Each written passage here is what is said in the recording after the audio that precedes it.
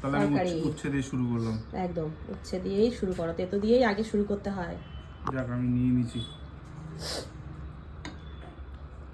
কারণ সবই আজকে একটু হালকা পাতলা ঝোল করেছি। উচ্ছের ঝোলটা হ্যাঁ খুব ভালো লাগে খেতে, একদম পাতলা ঝোল। পাতলা ঝোল। পাকাল মাছটাও ভালোই হয়েছে। কিও খাবে তুমি? না তুমি খাও।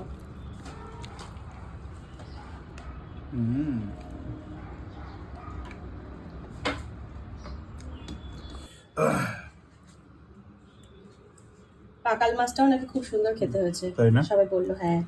আচ্ছা, আমি খালি ভাবি কি এটা ওই ছুচলো মুখ থাকে না? না না, সেটা তুমি যেটা ভাবছো সাপের মতন, ওটা হচ্ছে তোমার কুচে মাছ, তাই না? আর এটা পাকাল মাছ। হ্যাঁ, খুব খেতে খুবই ভালো লাগে।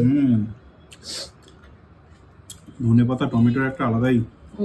আর আদা জিরে বাটা দারুণ লাগছে আজকে। মামিও বললো খুব সুন্দর হয়েছে তরকারিটা। দেশি মুরগির ঠ্যাং আর সবই তো আমাকে দিয়ে দিয়েছো। খাও না। এর সাথে একটু গন্ধরাজ লেবু হলে। আলু দাওনি না আজকে? আজকে আলু দিনি গো, আলু ছাড়াই করেছি। ঠিক আছে, দেখো লাল লাল ঝাল ঝাল কিন্তু আজকে। মাংসের একটা অন্যরকমই গন্ধ, সেই ব্যাপার।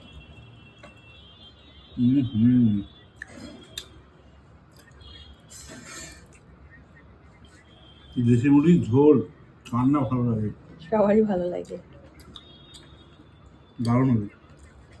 ঠিক আছে তাহলে তুমি খাও বন্ধুরা, তোমাদের টাটা করে দিলাম, তোমরাও তাড়াতাড়ি লাঞ্চ সেরে ফেলো।